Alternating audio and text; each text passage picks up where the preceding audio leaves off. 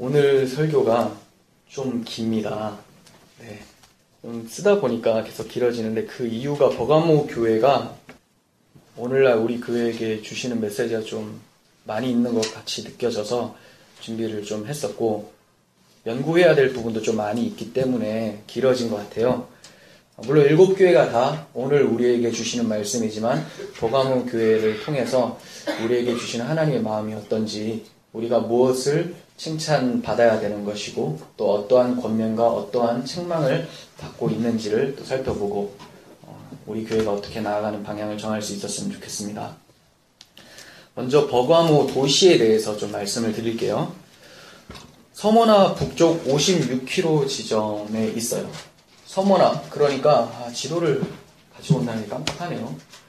터키 지역이 있는데 그쪽 지역 아세요? 그림? 여기 제가 보내드렸죠. 그래서 제가 보내드린 거였어요. 여기 이스라엘이 이렇게 길쭉하게 있고, 그 다음 여기에 터키 지역이 있어요. 이 밑에는 애굽이죠. 시내산, 광야, 이스라엘, 터키, 여기가 로마 이렇게 돼 있거든요. 여기 터키 지역에 에베소 교회가 이쪽에 있고, 그 위에 서머나, 그 위에 버가모, 두아레 이렇게 나오거든요. 예.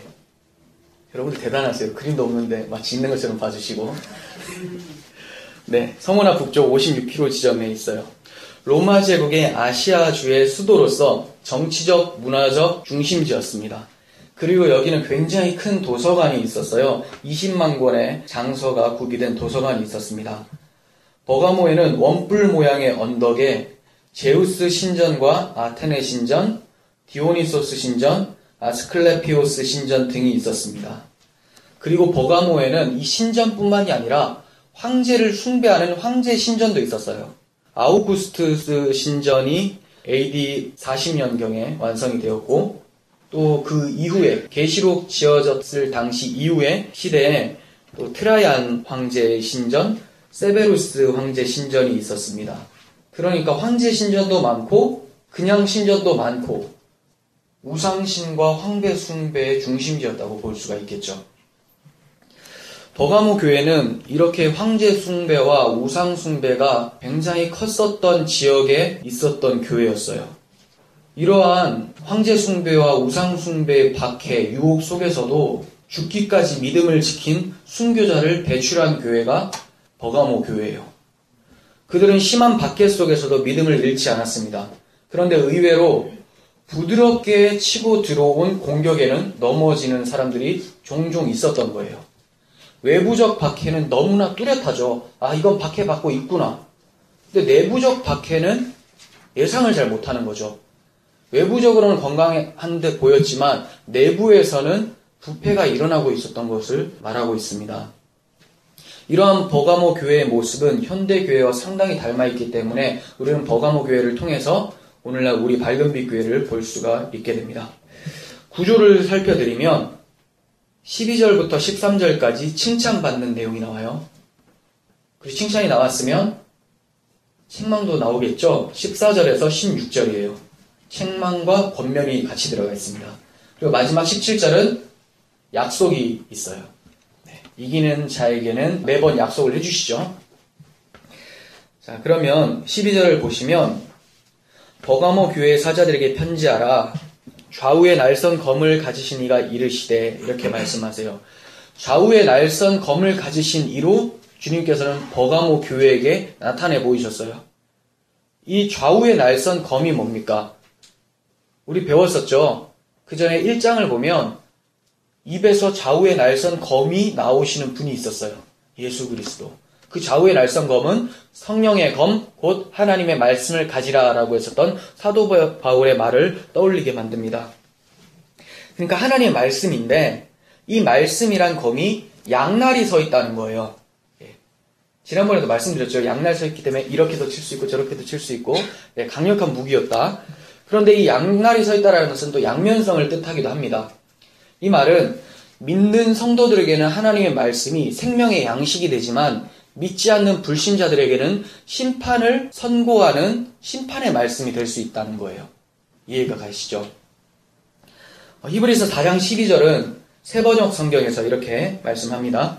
하나님의 말씀은 살아있고 힘이 있어서 어떤 양날 칼보다도 더 날카롭습니다. 그래서 사람 속을 꿰뚫어 혼과 영을 갈라내고 관절과 골수를 갈라놓기까지 하며 마음의 품은 생각과 의도를 밝혀냅니다. 하나님 앞에는 아무 피조물도 숨겨진 것이 없고 모든 것이 그의 눈앞에 벌거숭이로 드러나 있습니다. 우리는 그의 앞에 모든 것을 드러내 놓아야 합니다.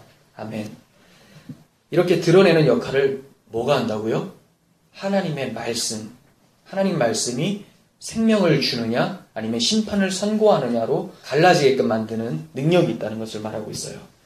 두 부류로 갈라지게 하는 힘이 있죠. 주님께서도 마태복음 10장 34절에서 내가 세상에 화평을 주러 온 것이 아니요 검을 주러 왔다 이렇게 말씀하셨어요. 그리고 사람의 원수가 자기 집안 식구니라 이렇게 말씀하셨어요. 사람의 원수가 자기 집안 식구다. 우리가 생각할 때 주님이 오시면 화평케 해주시고 원수가 아니라 다 한 가족으로 만들어주시는 것이 맞지 않나 이렇게 생각하잖아요. 그래서 불신자들이나 자유주의 신학자들은 이 말씀이 오류가 있다 아니면 불효를 조장하는 것이다. 기독교는 효가 없는 종교다 뭐 이렇게 생각을 하기도 해요. 그런데 이 말씀은 그런 뜻이 아니라 세상 나라에 속한 자들과 하나님 나라에 속한 자들과의 가치관이 대립된다는 것을 말을 하고 있는 거예요. 물리적으로 막 싸우는 것을 말하는 게 아니라 한 집안 가운데 한 사람이 예수를 믿게 돼버렸어요. 그러면 나머지 식구들과 사고가 다르다는 거예요. 그러니까 이 사람들은 다른 걸 추구하고 이것을 위해 살자라고 하는데 그리스도인들은 주를 위해 살게 되죠. 이러한 사고들이 부딪힌다는 것을 말하는 거죠.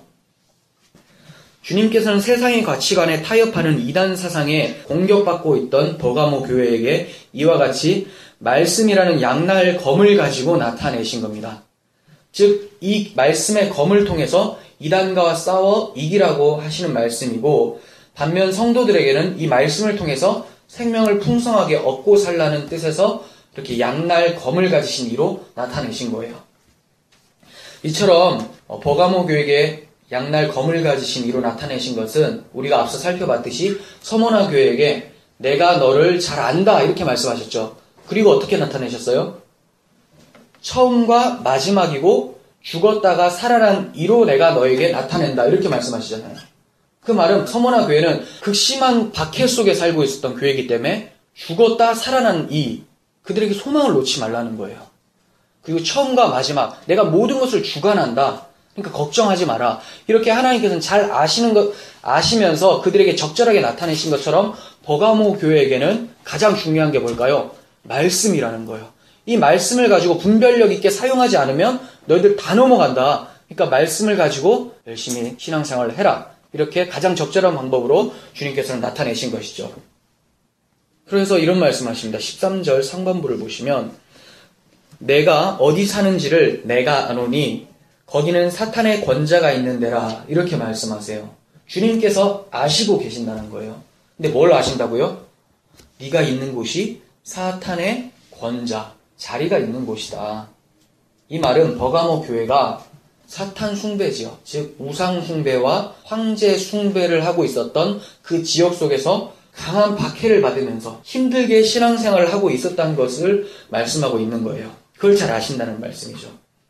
그런데 그런 환경 속에서도 주님의 증인으로 순교당한 사람도 있었고 그러한 모습을 지켜본 성도들도 믿음을 포기하지 않고 있었음을 주님께서 칭찬하고 계세요. 13절 하반부 내가 내 이름을 굳게 잡아서 내 충성된 증인 안디바가 너희 가운데 곧 사탄이 사는 곳에서 죽임을 당할 때에도 나를 믿는 믿음을 저버리지 아니하였도다. 이 세상 속 교회가 어떠한 모습의 교회라고 말씀을 드렸죠? 안식하는 교회? 안식하는 교회? 그냥 끄덕거리시면 안 돼요. 전투하는 교회라고 말씀을 드렸어요. 이처럼 전투에서는 사람이 죽어나가는 경우가 있죠. 이와 같이 전투에 참가했었던, 영적 전투에 참가했었던 순교자 안디바가 있었던 것을 말씀하고 있습니다. 하지만 이 영적 전투는 역설적이에요. 보통 전쟁에서는 죽으면 어떻게 돼요? 끝이죠. 근데 이 영적 전투에서는 죽으면 산다는 거예요. 충성된 증인 안디바가 죽었는데 이걸 칭찬하고 계세요, 주님이. 그 말은 주님께서 나를 믿는 자는 죽어도 살겠고 이렇게 말씀하셨죠. 주님을 위해서 박해받고 죽는다는 것은 그 안에 주를 향한 믿음이 있기 때문에, 주님의 생명이 있기 때문에 죽어도 진짜 사는 것이다 이렇게 말씀하는 거고, 반면에 이런 전투에서 살아남았어요. 죽지 않고. 왜 살아남았느냐? 타협을 했기 때문에. 주님을 부인하고 자기는 목숨을 잘 건졌어요. 근데 원래 전쟁에서는 목숨을 건지면 그냥 사는 거죠. 근데 이 영적 전쟁에서는 그런 식으로 목숨을 건지면 그 자가 바로 죽은 자다 이렇게 말씀하는 거예요. 역설이죠. 이러한 싸움에서 승리한 사람들이 등장을 합니다. 계시록에서 강조하는 이긴 자예요. 충성된 증인 안디바. 이 사람이 이긴 자로 나타납니다. 왜냐하면 영적 싸움에서는 죽은 자가 승리자니까. 그죠? 그런데 우리가 지금까지 살펴본 바로는 이긴 자는 오직 예수 그리스도 한 분뿐이라고 제가 말씀을 드렸던 것 같은데, 그러면 이 말씀은 부딪히는 말씀인가? 그렇지가 않아요. 그 예수 그리스도가 그 안에 있는 자라는 말이에요. 예수 그리스도께서 진짜 이기신 분이 그 안에 있었기 때문에 이가 이긴 자가 되었다는 말이에요. 1장 5절에서 이미 예수 그리스도께서 충성된 증인이었다고 설명이 되어 있습니다. 1장 5절, 또 충성된 증인으로 죽은 자들 가운데서 먼저 나시고 땅의 임금들의 머리가 되신 예수 그리스도로 말미암아, 이렇게 말씀하시죠. 그 충성된 증인이신 예수 그리스도의 영이 함께하는 자는 충성된 증인으로 살 수밖에 없고, 이 세상에서 예수님이 이기신 것처럼 그도 이김을 경험하게 된다는 거예요. 그러니까 안디바는 자기가 뭐가 잘나서 이긴 것이 아니라 그리스도 약속을 믿고 그리스도라는 생명이 그의 안에 있기 때문에 죽기까지 충성했던 거죠. 죽도록 충성하라 배웠잖아요. 이러한 모습이 안디바에게 나타났던 거예요. 왜 그렇습니까? 이긴 자 예수 그리스도와 그가 연합되어 버렸기 때문에, 그 예수의 생명이 그의 마음속에 감추어졌기 때문에 아무도 이것을 빼앗아 갈 수 없는 거죠. 그의 목숨은 빼앗아 가도 그의 생명은 빼앗아 갈 수 없는 거예요. 그러니까 주님께서는 네가 이긴 자다 이렇게 말씀을 하고 있는 거죠.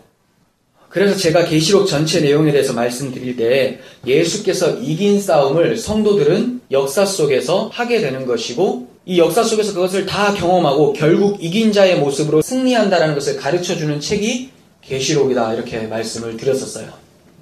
그런데 이 충성된 증인 안디바가 무엇을 위해서 싸웠습니까? 뭐를 위해서 싸웠을까요? 내 이름을 굳게 잡아서 죽임을 당할 때에, 이렇게 얘기하죠. 예수 그리스도의 이름을 위해서 싸웠다는 거예요. 그래서 내 증인이라고 말씀을 하고 있죠. 내 증인.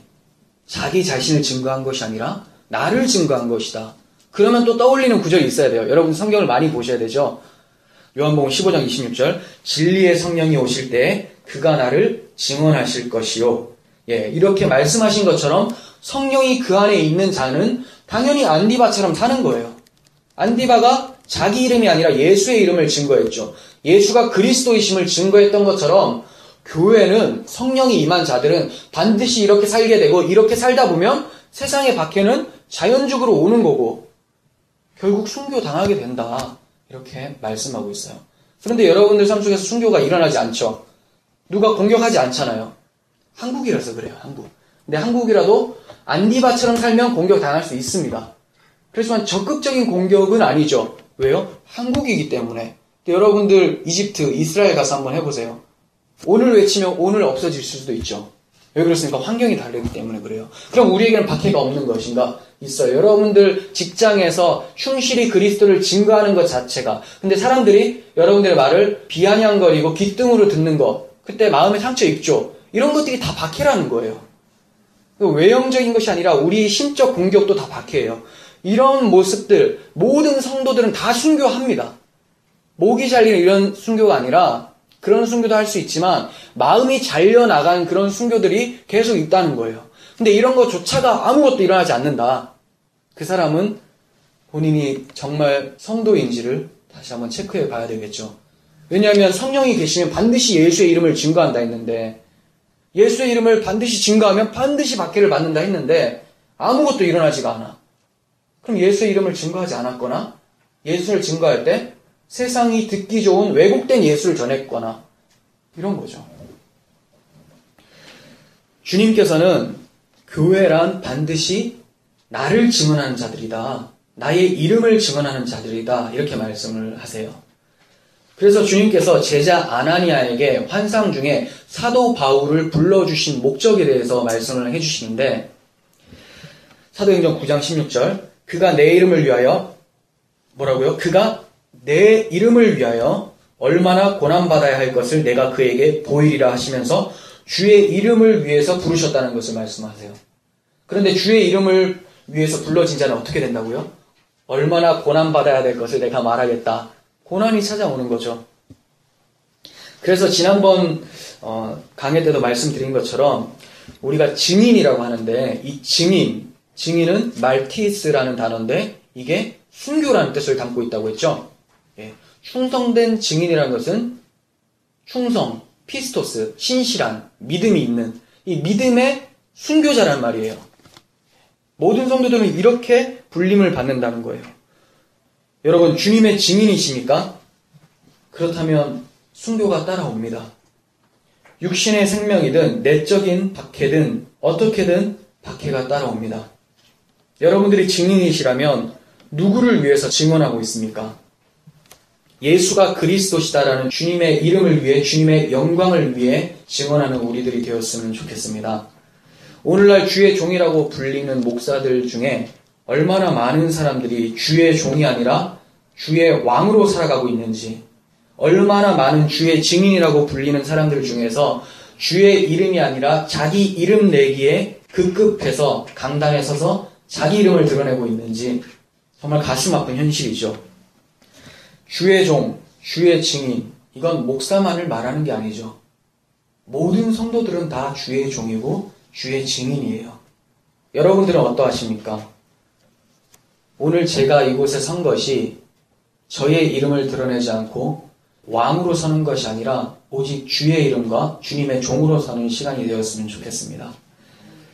주님은 우리 모두가 충성된 증인이 되시기를 원하세요. 믿음의 증인, 신실한 증인이 되기를 원하시는 거예요. 그래서 요한계시록은 주를 증언함으로 박해를 받는 충성된 증인에 대해서 많이 언급을 하고 있습니다. 좀 살펴보겠습니다. 얼마나 언급하고 있는지. 사도 요한은 계시록 1장 9절에서 하나님의 말씀과 예수를 증언하였으므로 어떻게 해요? 반모섬에 유배됐다고 해요. 뭐 때문에? 하나님의 말씀과 예수를 증언했기 때문에.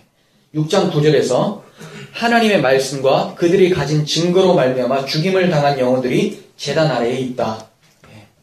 11장에서는 주를 위해서 주의 말씀을 선포했었던 두 증인이 순교당하는 모습이 나타나요.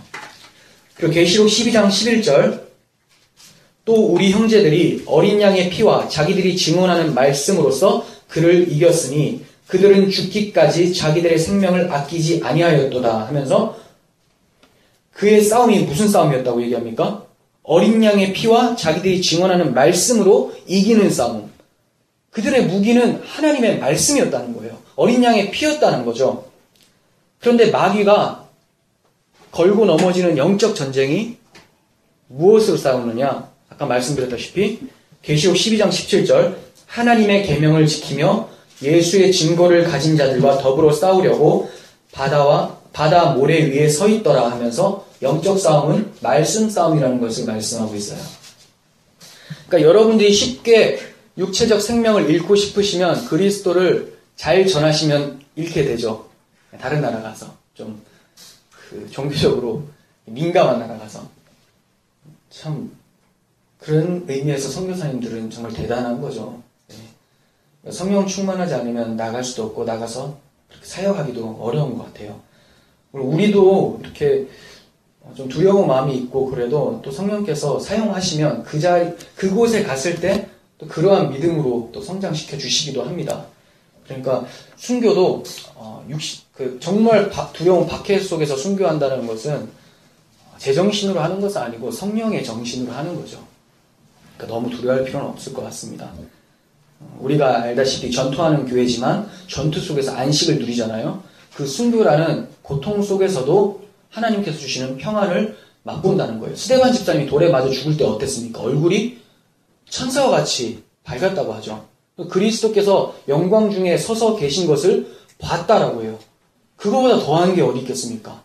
우리에게 아무리 박해가 강하게 다가오더라도 우리의 눈이 그리스도만을 향하고 있다면 우리는 평강 가운데서 그것을 맞이할 수 있다는 거예요.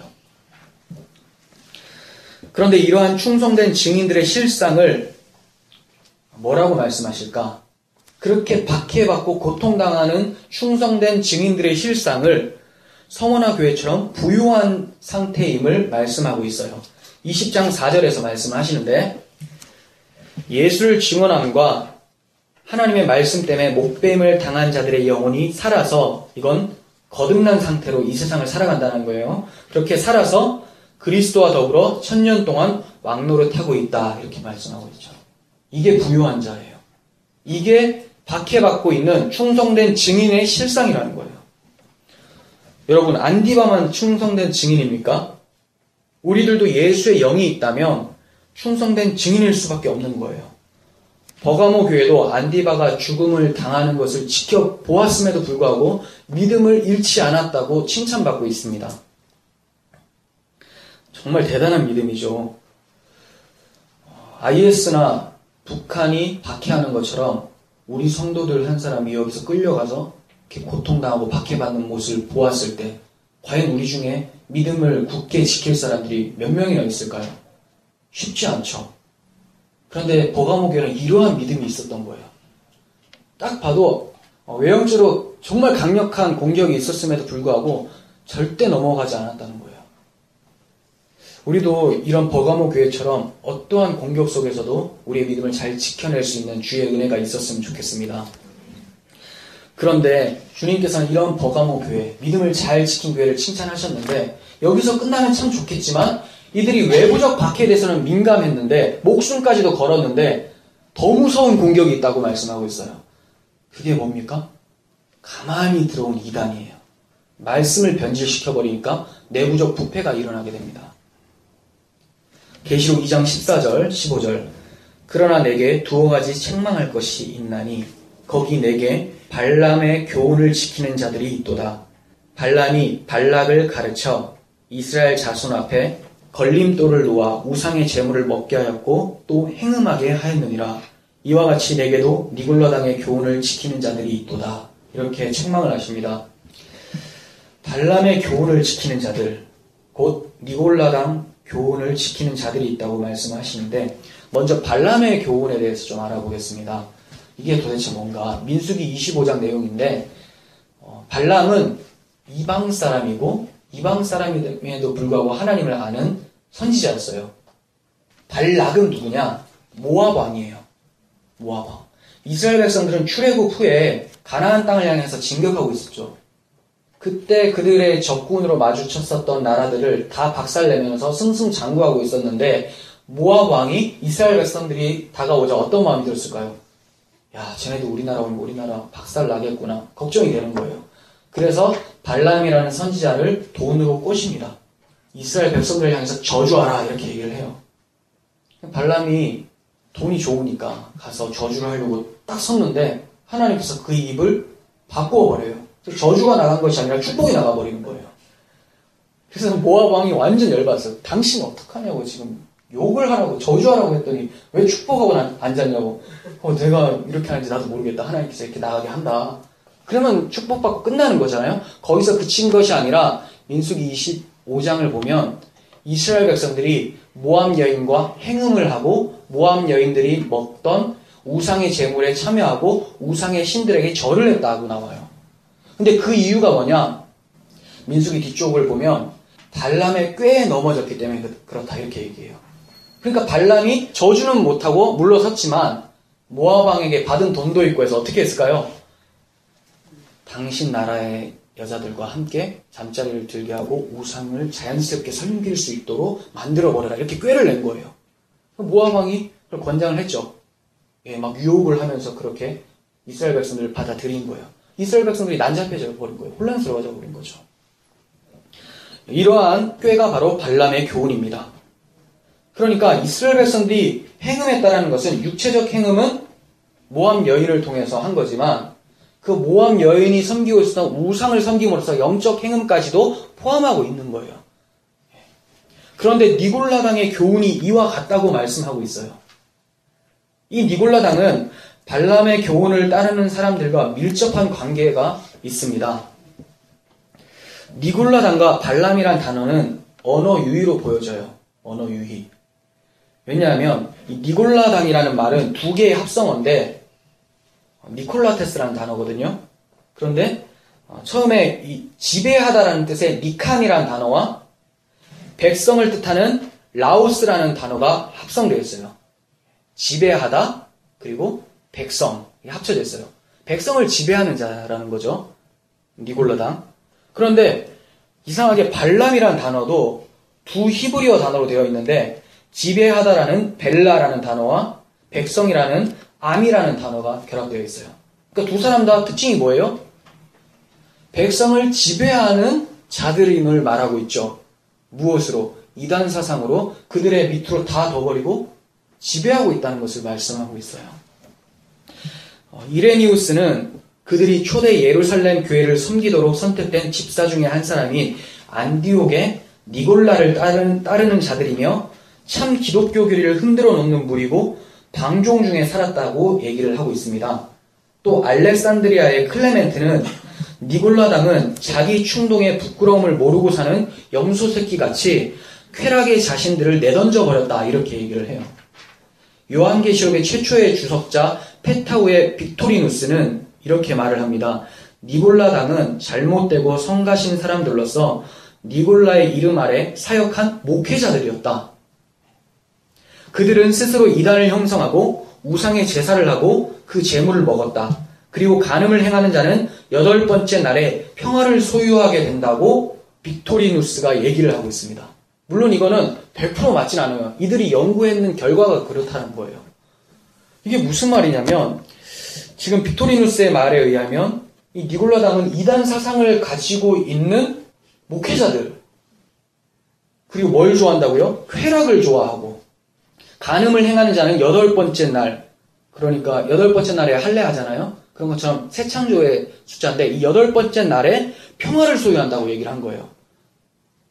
영지주의와 같은 거예요. 무슨 말이냐면 죄를 지음으로 우리가 얼마나 죄인되고 하나님의 은혜를 발견하게 되니까 더 죄 앞으로 나아가자. 뭐 이런 식인 거죠. 그리고 영지주의가 뭐냐면 우리의 영혼은 굉장히 소중하고 육신은 버려져야 될 거다. 가치 없는 거다. 영혼만 구원을 받으면 되고 육체는 마음대로 살아도 상관이 없다. 이렇게 얘기를 해요. 그래서 방종에 임하게 되죠. 지식적인 거에는 엄청 몰두를 하죠. 신비주의자도 영지주의의 다른 분파지 똑같아요. 영지주의들은 공부를 엄청 해요. 아니면 신비주의자들처럼 공부를 안 하면서 그냥 신비한 경험을 계속 바라보던가. 어쨌든 영적인 부분에 강조를 하고 있어요. 육체적인 것은 아무 때나 살아도 상관없다는 거예요. 이와 같이 그들은 세상과 타협할 준비가 되어 있었던 사람들이에요. 육체로 해도 아무것도 상관없다가 아니라 원래는 어떻게 해야 돼요? 영혼이 구원받았으면 그 구원받은 대로 육체를 쳐서 복종시킬 수 있어야 되거든요. 왜냐하면 이 육체는 그냥 움직이는 것이 아니라 영혼에 의해서 움직여요. 그러니까 우리가 어떤 생각을 하고 어떤 사고를 가지느냐에 따라서 육체가 거기에 따라가는 거지. 영혼은 이제 구원받았고 육체는 막 그냥 움직이면 이거 좀비잖아. 이거 뭐예요 이거. 그러니까 우리는 바울이 얘기한 것처럼 우리 육체를 쳐서 복종시킬 때까지 주님 앞에 순종해야 된다는 거예요. 근데 억지로가 아니라 하나님 말씀을 기뻐하면서. 그러니까 이 사람들은 말씀을 기뻐하지 않았던 거예요. 말씀을 정말로 알고 복음의 능력이 있었다면 그 복음이 일을 하겠죠. 육체를 쳐서 복종시키겠죠. 그런데 말씀을 진짜 말씀의 능력으로 받아들이지 못하고 지식적 유의로 느껴버린 거예요. 와, 이거 공부하니까 이거 괜찮다, 이거. 나는 이제 이 사람들하고 차원이 다르다. 멸망하는 겁니다. 이단이에요, 이단. 이렇게 이 사람들은 세상과 타협할 준비가 되어 있었어요. 계시록의 저자 요한은 그들을 가장 위험한 존재로 설명을 하고 있는데 그 이유는 그들의 교훈의 귀결은 기독교가 세상을 변화시키는 것이 아니라 세상을 본받아 가게 된다는 것을 말하고 있는 거예요. 이해가 가세요? 그 니골라당의 문제점은 뭐냐면 기독교는 복음으로 세상을 변화를 시켜야 되잖아요. 근데 기독교가 세상을 본받아 가버리는 거예요. 그러니까 이런 니골라당은 지금 현대교회에 깔렸어요. 이렇게 영지주의자들 아니라도 여러분, 불신자들이 저렇게 잘 살죠? 하나님 앞에 나와오십시오. 여러분들 회복시켜 주실 것입니다. 그들의 코를 납작하게 만들어 주실 것입니다. 이게 세상을 본받아가는 거예요. 그들을 따라잡아 가려는 거죠. 기독교는 그게 아예 아니라고, 그런 싸움이 아니라고 얘기를 해야 되는데 그 사람들을 추월해서 이겨내야 된다라고 생각하는 것, 이게 니골라당이에요. 목회자들이 이때도 있었고 지금도 있고. 당시 이교 문화는 우상의 제물을 먹고 신전 창녀들과 행음하는 것이었어요. 니골라당은 하나님을 섬기면서도 이런 문화를 수용해도 괜찮다고 생각을 했었어요. 구약의 이스라엘 문제가 뭐였습니까? 여호와를 섬기면서도 우상을 함께 섬기는 거였죠. 근데 신약에 와서도 그 모습은 별반 차이가 없었습니다. 그래서 주님께서 하셨던 말씀이 뭡니까? 하나님과 재물을 겸하여 섬길 수가 없다. 이 재물이라는 단어는 맘몬인데 신의 이름이에요. 우상신. 재물과 맘몬을 섬길 수가 없다. 사도 바울도 이렇게 얘기합니다. 너희는 이 세대를 본받지 말고, 이런 세상의 풍조 여기 본받지 말라는 거죠. 이 세대를 본받지 말고 오직 마음을 새롭게 함으로 변화를 받아. 생각해 보세요. 마음을 새롭게 안 하면 어떻게 돼요? 이 세대를 본받아 간다는 거예요. 근데 마음이 새로워진다는 것은 성령의 임함이죠. 너희가 진짜 성령이 임했다면 이 세대를 본받지 않는다. 그리고 하나님의 선하시고 기뻐하시고 온전한 뜻이 무엇인지 분별하게 된다. 너희들 이것을 명심해라. 이렇게 사도 바울이 말하고 있어요. 이 당시에도 이러한 모습들이 팽배했다는 거예요. 사도 요한 당시는 물론이고 2000년 교회사를 봐도 끊임없이 하나님과 세상을 겸하여 섬길 수 있다고 가르치는 혼합주의들이 계속해서 등장했었습니다. 중세 교회 시대에는 기독교가 국교가 되면서 세상과 타협하기 시작했고 교회 안에 수많은 이방 종교의 풍습이 들어오게 됐습니다. 기독교를 국교로 지정하면서 다른 종교를 믿고 있었던 사람들이 반발심이 일어나겠죠. 그러니까 다른 종교들까지도 다 수용을 해버리면서 이름만 기독교가 돼버리는 거예요. 너희들 제사할 거 다 그대로 해도 돼. 이런 미신적인 거 다 해도 돼. 그 대신 예수만 믿어. 이게 가능합니까? 안 되잖아요. 근데 그렇게 한 것이 중세 카톨릭이에요. 여기에 반대해서 성경으로 돌아가자. 성경이 말하는 믿음이 도대체 뭔지를 다시 한번 정리해보자. 이것이 종교개혁이었죠. 그렇게 해서 개신교가 출발하게 된 겁니다.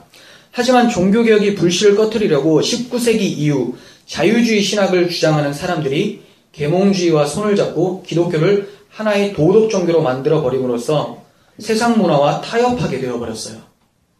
오늘날은 어떻습니까? 현대 복음주의자라고 불리는 자들이 있습니다. 그냥 복음주의자는 괜찮죠. 복음주의니까. 저도 복음주의자라고 불리고 싶어요. 근데 오늘날 복음주의자, 그러니까 복음주의가 굉장히 의미가 퇴색됐는데 원래는 좋지만 이 의미가 굉장히 안 좋게 바뀌었습니다. 왜 그러냐면 이 복음주의자들이 예수만 전하면 된다. 그러니까 어떻게든 세상 사람이 좋아하고 즐거워할 만한 것들을 같이 섞어서 전하면 된다. 이거예요. 그래서 열린 예배 나오잖아요. 열린 예배. 이 사람들이 기뻐할 만한 구실을 좀 열어놓고 그리고 예수를 전하자. 심지어는 다른 종교와도 손을 잡고 서로서로 인정하며 세계 평화를 이룩하자는 데까지 가고 있어요. 그게 WCC죠. WCC 아세요? WCC는 카톨릭도 들어가 있고 지금 뭐 이슬람과도 손잡고 막 그러고 있잖아요. 같이 만나가지고 종교 회합도 하고 불교도 오고 다 연합하자. 우리 화평을 누리자. 평화를 누리자. 누가 그 소리 싫겠어요. 근데 이게 평화입니까? 성경이 말하는 예수의 생명을 변질시키면서까지 화평을 누리는 것은 화평이 아니라 뭐예요? 바벨탑이에요. 그게 바벨탑. 근데 기독교가 이렇게 왜곡되어져 가고 부패해져 가고 있어요. 그로 인해서 기독교의 진리가 왜곡되고 철학과 심리학, 경영학, 인본주의 등 세상의 모든 사상들이 들어와서 교회를 공격하고 있죠. 21세기 버가모 교회예요. 잘못된 말씀, 다른 복음이 들어오면서 일어나는 현상입니다. 그러니까 지금은 박해가 없다면서 막 여러분 좋아할 게 아니에요. 박해가 없을 수 없잖아요. 버가모 교회처럼 들어온 거예요, 지금. 아시죠? 미국의 가장 큰 장로교단. 그 교단에서 동성애 합법화 시킨 거. 그러니까 원래는 사랑이라는 정의는 남자와 여자가 마음을 나누는 것 이렇게 정의가 되어 있는데 이제 사람과 사람이 마음을 나누는 것으로 바뀌어버렸죠. 미국에서 가장 큰 장로교단이 그랬어요. 어떻게 이럴 수가 있습니까? 이런 설교 이제 미국 가서 하면 제가 이제 잡혀 들어가는 거예요. 한국이니까 박해를 안 받는 거죠. 여러분 이런 시대를 살고 있어요. 포스트 모더니즘 시대를 살다 보니까 너 진리 인정하겠다. 그렇지만 우리도 인정해라. 다 이런 식으로 가는 거예요. 이런 것은 평화가 아니죠. 이건 사랑이 아니에요. 사랑이 많다는 것은 이러한 무분별한 수용을 말하는 것이 아닙니다. 에베소 교회를 살펴보면서 말씀드렸듯이 에베소 교회는 너무나 교리적이었기 때문에 사랑을 잃었다고 말씀을 했었어요. 그 교리의 칼날을 가지고 좀 연약한 사람들까지도 너는 이단이야, 너는 안 돼, 막 다 쫓아내버렸죠. 이거는 안 된다는 거예요. 사랑이 없으니까. 사랑 안에서 교리를 바라보면 영혼을 바라볼 때 어떤 생각이 듭니까?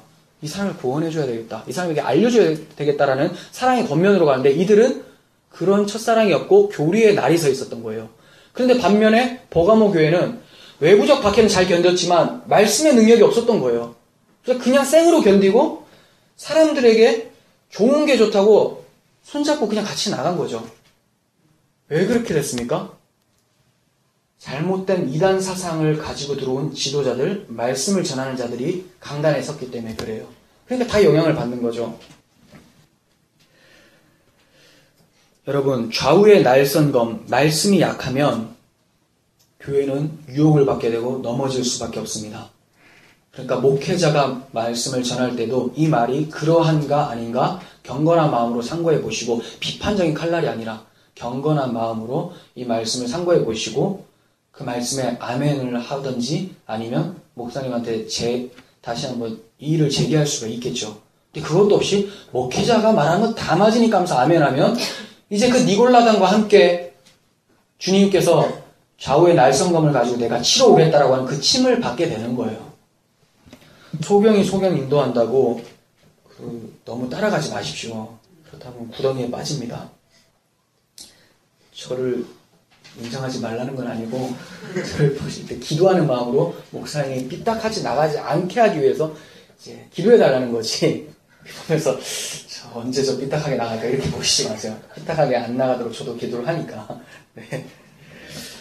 주님께서는 이단 사상으로 혼잡게 된 교회를 향해서 회개하라 라고 말씀을 하고 계세요. 16절 그러므로 회개하라. 그리하지 아니하면 내가 속히 가서 내 입에 검으로 그들과 싸우리라. 자, 이단 사상들, 세속적 가치관들 이 모든 것에서부터 돌아서라. 이게 회개하라죠. 그렇지 않으면 주님께서 속히 오셔서 박살을 내어버리겠다. 이렇게 말씀하고 계세요. 속히 가서라는 말씀은 주님께서 다시 오실 재림의 때에 내 입에 검으로, 즉 주님의 말씀으로 싸우셔서 박살내버리겠다는 말씀이에요. 근데 왜 속히라고 말씀을 하실까? 재림의 때면 왠지 멀게 느껴지잖아요. 그 멀게 느껴지면 안 돼요. 속히 가신다는 말은 뭐냐면 주님의 오심을 기다리지 않고 세상과 타협하는 자들은 주님의 재림이 한참 후에 일어날 거라고 생각을 하고 있어요. 아, 나하고는 상관없는 날이겠지. 그래서 자기 멋대로 살아가요. 이런 자들에게는 주님이 도둑처럼 임하시는 거죠. 누가복음 12장 39절 집 주인이 만일 도둑이 어느 때 이를 줄 알았더라면 그 집을 뚫지 못하게 하였으리라. 그러므로 너희도 준비하고 있으라. 생각하지 않은 때에 인자가 오리라. 그리고 악하고 게으른 종에게 말씀하시기를 45절 만일 그 종이 마음에 생각하기를 주인이 더디 오라 하여 남녀 종들을 때리고 먹고 마시고 취하게 되면 생각지 않은 날 알지 못하는 시각에 그 종의 주인이 이르러 엄히 때리고 신실하지 아니한 자의 받는 벌에 처하리니 이렇게 말씀하고 있어요. 그러니까 주님이 더디 오실 거야 라고 하는 자들, 이런 자들에게는 주님이 예상외로 빨리 와요. 근데 날마다 주님을 손꼽아 기다리는 사람들은 어떻게 느껴질까요? 더디 올 거야가 아니라 주님은 곧 오실 건데 왜 이렇게 더디실까라고 생각하겠죠. 완전 달라요. 둘 다 더디다고 생각을 하는데 처음에 기다리지 않는 사람은 더디 오실 거야를 생각하는 거고 주님은 속히 오신다는데 내가 날마다 기다리니까 이게 더디 오시게 느껴지는 거예요. 이렇게 주를 기다리지 않는 자들은 주님의 오심이 속히 임하여서 심판을 받게 될 것을 말씀합니다. 어떻게 심판이요? 말씀으로. 그 말씀으로 어떻게 심판한다고 해서 양날의 검이라고 했죠. 믿는 자들에게는 생명이지만 믿지 않는 자들에게는 너희가 이렇게 믿은 것이 아니었다는 것을 통로시키면서 심판에 이르게 된다는 거예요. 지옥에 떨어지게 되죠. 주님께서 2장 17절을 통해서 또 말씀을 하시는데 귀 있는 자는 성령이 교회들에게 하시는 말씀을 들을지어다. 이기는 그에게는 내가 감추었던 만나를 주고 또 흰 돌을 줄 터인데 그 돌 위에 새 이름을 기록한 것이 있나니 받는 자밖에는 그 이름을 알 사람이 없느니라. 이렇게 말씀합니다. 주님께서는 칭찬과 책망, 권면을 하시고 이제 죽도록 충성하는 증인된 교회들을 향해서 약속을 해주시고 계세요. 이 약속은 증인된 교회가 잘 싸울 수 있도록 위로와 소망을 주고 계시는 내용이겠죠. 그죠? 약속이라는 것은 힘들고 지친 자들에게 뭔가 소망을 불어넣어주는 거잖아요. 그렇다면 여러분들에게 묻고 싶습니다. 여러분들의 위로와 소망이 뭐예요? 여러분들의 위로와 소망. 나의 위로는 오직 예수 그리스도십니다. 이렇게 고백을 하는 게 마땅하겠죠. 성도라면. 여러분들의 위로와 소망은 예수 그리스도시죠. 그렇다면 주님께서 약속하신 내용도 그리스도라는 생명과 관련이 된 것이 자연스럽겠죠. 그죠? 어떻게 비유로 설명하셨든 답은 예수 그리스도라는 소망과 위로라는 거예요. 그 답을 알고 한번 보겠습니다. 자, 먼저는 감추어진 만나를 주시겠다고 하는데 이 만나가 뭡니까? 만나는 이미 여러 차례 우리가 살펴본 대로 예수 그리스도죠. 광야에서 이스라엘 백성들이 먹고 살았던 것, 가나안까지 그거 먹으면서 갔던 것, 그게 만나죠. 이스라엘 백성이 바로 교회를 상징하는 무리들이었어요. 이 교회는 가나안 땅, 하나님 나라 갈 때까지 무엇을 먹고 삽니까? 만나라는 예수 그리스도라는 생명의 양식을 먹고 사는 것이죠. 그래서 주님께서도 요한복음 6장 48절에서 내가 곧 생명의 떡이니라 너희 조상들은 광야에서 만나를 먹었어도 죽었거니와 왜냐하면 그림자였으니까 예표였으니까 이는 하늘에서 내려오는 떡이니 사람으로 하여금 먹고 죽지 아니하게 하려는 것이다. 이렇게 말씀하면서 진짜 만나의 실체는 바로 주님 당신이라는 거예요. 그런데 왜 만나를 감추어진 만나라고 할까요? 감추어진 만나. 예수님이 십자가에서 죽으시기까지 만나는 휘장 뒤에 지성소 안에 감추어져 있었어요. 그죠? 언약궤 안에, 지성소 언약궤 안에 만나가 있었어요. 대제사장이 아니고서는 아무도 감추어진 만나가 있는 지성소로 들어갈 수가 없었습니다. 그런데 예수 그리스도의 십자가에서 그 휘장이 찢어지고 그 만나를 취할 수 있게 된 거예요. 즉 성령을 통해서 만나가 생명 양식 되시는 예수 그리스도를 가리키고 있었다는 것을 알게 된 것이죠. 그러나 세상 사람들에게는 그 예수는 여전히 지성소 뒤에 감추어진 만나와 같이 발견되지 않는 거예요. 만나를 하찮게 여겼던 반역한 이스라엘 백성의 눈과 같은 거죠. 그들은 그 만나를 통해서 생명을 유지하며 약속의 땅 가나안에 들어가게 된다는 것을 잊고 있었어요. 만나가 얼마나 소중한지를 모르고 이거 지겨워 죽겠다. 왜 이런 것만 먹느냐 이렇게 생각하고 있었죠. 우리가 이따 2부 순서 때 민수기 14장을 살펴보겠지만 그때도 동일하게 얘기를 하잖아요. 우리에게 남은 것은 만나밖에 없구나. 고기 좀 주워 먹게 해줬으면 좋겠는데 우리에게 이 광야에서 보이는 것은 만나밖에 없다. 하나님은 여러분들에게 만나만 주신다는 거예요. 아무것도 안 주신대요. 만나만. 근데 그 만나이신 예수 그리스도를 하찮게 여기는 자는 가나안 땅에 아무도 못 들어갔죠. 그와 같아요. 믿지 않는 자들은 그리스도를 볼 때 볼품없이 여기고 하찮게 여겨요. 생명의 양식같이 안 보죠. 아유, 저 십자가에서 힘없이 죽은 패배자 이렇게 보죠.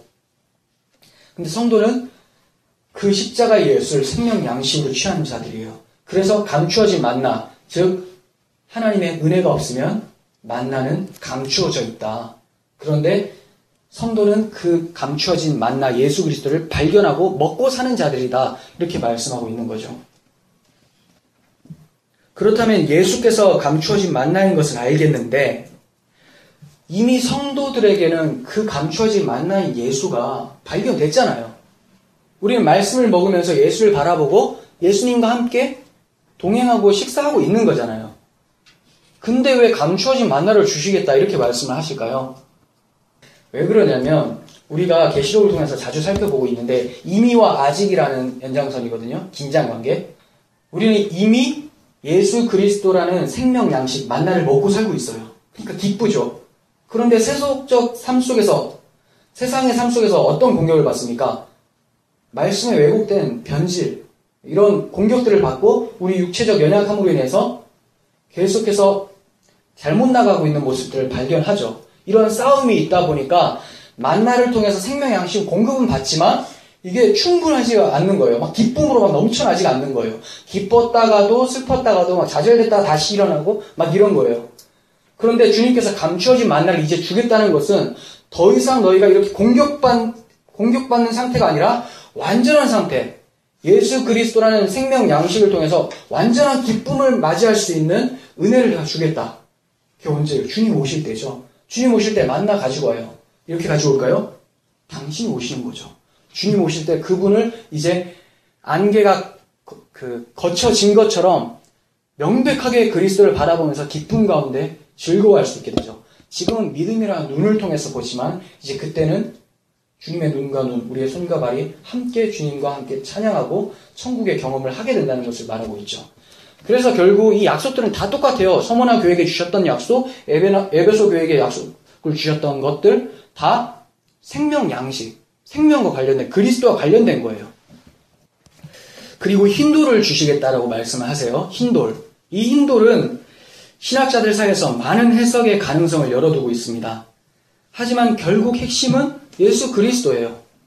신학자들의 견해 중에 지지도가 높은 몇 가지 해석을 말씀을 드리겠습니다. 첫 번째는 고대 재판에서 판사가 이 사람이 무죄다라고 할 때는 흰 돌을 던져서 항아리에 넣었고 유죄다라고 할 때는 검은 돌을 던져서 넣었었어요. 그러니까 흰 돌을 딱 받게 되면 유죄가 되는 거죠. 굉장히 타당성이 있어요. 그죠? 그리고 두 번째는 제가 말씀드린 게 다 맞아 들어갈 거예요. 왜냐하면 타당성 있는 것만 지금 언급하고 있으니까. 두 번째는 경주의 승리자가 축제에 참여해서 마음대로 음식을 먹고 즐길 수 있도록 티켓으로 돌을 사용했었는데 이 당시에 이 축제 참여용 티켓과 같은 돌을 주신다는 거예요. 어린 양의 혼인잔치 티켓과 같은 돌. 은혜롭죠. 다 은혜 받으시면 돼요. 어차피 저는 다 수용을 해요. 네. 그리고 검투사들이 투기장에서 해방되었을 때 검투사들은 하기 싫어도 계속 싸웠잖아요. 근데 투기장에서 해방되었을 때 그들의 이름과 해방된 날짜가 새겨진 돌이 주어졌는데 이러한 배경에 해방의 돌, 이것이 흰돌이다 이렇게 보는 사람들이 있어요. 그러니까 우리는 이 땅에서 전투하는 교회로서 열심히 싸우지만 결국 주님께서 흰돌을 주셨을 때는 이제 그 전투에서 해방되었고 자유를 누려라 이걸 느끼게 되는 거죠. 네 번째는 대제사장의 가슴에 있는 돌, 옷 흉패에 붙어 있었던 12보석이 있죠. 그 보석이 히브리어로 에벤이에요. 에벤 에셀이라는 뜻 아세요? 그 장소 이름인데 도움의 돌이라는 뜻이에요. 그러니까 12가지의 보석은 12개의 돌 위에 이스라엘 지파 이름을 새겨놓았었죠. 이 돌이다. 그러니까 대제사장의 가슴에 있는 돌, 이것을 얘기한다 이렇게 보는 해석이 있습니다. 4번을 제외한 나머지 해석들은 문화 배경적 측면에서 해석한 거예요. 그죠? 4번은 구속사적인 성향이 좀 있어요. 저는 이 여러 가지 해석들을 모두 다 본문의 의미를 묵상하는 데 있어서 도움을 준다고 생각을 해요. 하지만 제가 적극 지지하는 것은 구속사적인 해석으로서 흰색이 어디에 나타났고 어디에 어떻게 쓰였고 돌이 어디에 어떻게 쓰였는지 용례를 살펴봄으로써 흰 돌의 의미를 살펴보는 것이 맞다고 봅니다. 그러니까 이 신학자들이 밝혀놓은 것은 묵상을 하고 그 당시 상황에 더 적합하게끔 느낄 수는 있지만 성경은 이렇게 그 상황들의 힘을 빌려서 해석하는 것이 아니라 성경의 자증성이라고 있거든요. 성경이 성경으로 해석할 수 있도록 그러니까 성경에서 어떻게 표현하고 있었는지를 살펴봄으로써 성경이 말하는 것을 더 명백하게 알 수가 있겠죠. 그렇지 않고 역사적인 부분 이런 것들 세상의 환란들을 보니까 계시록에 이런 것들 같다. 세대주의자들이 보통 그렇게 해석을 하는데 그렇게 됐을 때는 그게 설령 맞아 들어갈지라도 성경을 사사로이 푸는 거죠. 왜냐하면 바라보는 시선들은 대부분이 비슷하더라도 100% 같을 수는 없어요. 어떤 사람은 이걸 재앙으로 볼 수 있지만 어떤 사람은 다르게 해석할 수도 있고 여러 가지이기 때문에 정말 권위 있고 변하지 않는 것은 뭘까요? 성경이죠. 성경에서 어떻게 얘기하는지를 살펴봐야 되겠죠. 그래서 아까 네 번째 대제사장의 가슴에 있었던 돌 굉장히 유력하다고 볼 수가 있고 또 계속 찾아보면 먼저 흰색이 어떻게 쓰여 있나? 이 흰색은 류코스라는 단어인데 이 단어는 신약에 총 23회 등장합니다. 류코스, 흰색. 근데 그 중에서 계시록에 14번이 등장을 해요. 27권의 책 중에 계시록에만 14번 등장한다는 것은 엄청난 많은 숫자잖아요. 근데 어떻게 등장을 했냐면 흰 옷, 흰 말, 흰 구름, 흰 보좌, 흰 머리와 털, 흰 돌 이게 다 그리스도와 연관되어 있는 단어예요. 그리스도와 연관되어 있으니까 해석도 그와 연관되어야 되겠죠. 그리스도의 거룩함, 순결함에 대해서 얘기를 하는 거예요. 하얀 세마포 옷을 입은 성도들 나타나죠. 그리스도의 순결함을 성도들이 이제 입는다는 거죠. 그리스도의 의를 입는다. 그러니까 거룩한 돌 이렇게 표현할 수가 있겠죠. 흰 돌이면 거룩한 돌. 그렇습니다. 그래서 예수 그리스도를 더 연상할 수가 있는데 베드로전서 2장 4절에서 5절 보시면 사람에게는 버림바 되었으나 하나님께는 택하심을 입은 보배로운 산돌이신 예수께 나아가 너희도 산돌같이 신령한 집으로 세워지고 예수를 돌로 표현하고 있죠. 또한 주님을 모퉁이 돌, 머릿돌이라고 표현하고 있으며 다니엘서에서는 다니엘이 환상을 해석을 하는데 산에서 손대지 않은 돌이 나와서 금신상이라고 하는 세상의 가치, 권세들 이걸 박살내는 것을 나타내고 있어요. 설명하고 있죠. 그러니까 이 돌은 예수 그리스도를 상징한다고 충분히 볼 수가 있겠죠. 그런데 그 돌 위에 새 이름이 기록되어 있다는 거예요. 즉 거룩한 예수 그리스도 위에 이름이 새겨져 있다는 거예요. 좀 전에 4번의 해석처럼 12지파의 이름을 새겨 넣은 대제사장의 흉패 보석과 같이 돌이죠. 주님의 가슴에 교회들의 이름을 새겨 넣은 것으로 볼 수가 있습니다.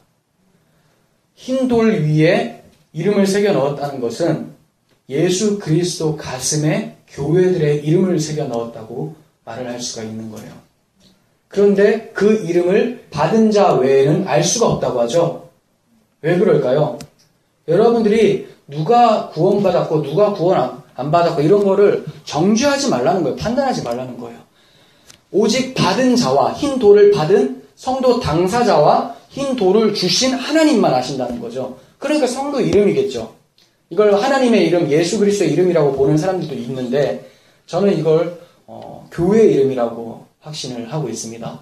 그러니까 새 이름이라는 것은 이제 예전에 이 땅에서의 그 이름이 아니라 하나님께서 주시는 새 예루살렘, 새 하늘과 새 땅, 이 교회의 이름을 주신다는 거죠. 새 사람이 되었다는 측의 의미에서 정말 예수님의 가슴에 이렇게 김인수 써 있는 게 아니라 의미적이에요. 다 아시죠? 우리는 누구의 이름이 새겨져 있나 궁금해할 것이 아니라 내가 이 치열한 영적 전투 속에서 주님의 이름을 위하여 죽도록 충성한 안디바와 같이 이긴 자가 될 수 있도록 하나님의 약속을 바라보며 날마다 나아가야 할 것입니다. 주님께서는 이제 우리 밝은빛 교회에서 안디바라고 하는 충성된 증인을 찾고 계세요. 또한 잘못된 교훈을 수용하며 세상과 타협하는 모습을 경계하라고 권면하고 계시며 우리 모두가 그리스도와 함께 이긴 자가 되어 감추어진 만나와 흰돌을 주시기를 원하고 계십니다. 이러한 약속을 모두 받는 은혜가 우리들 가운데 있기를 간절히 소원합니다. 기도하겠습니다.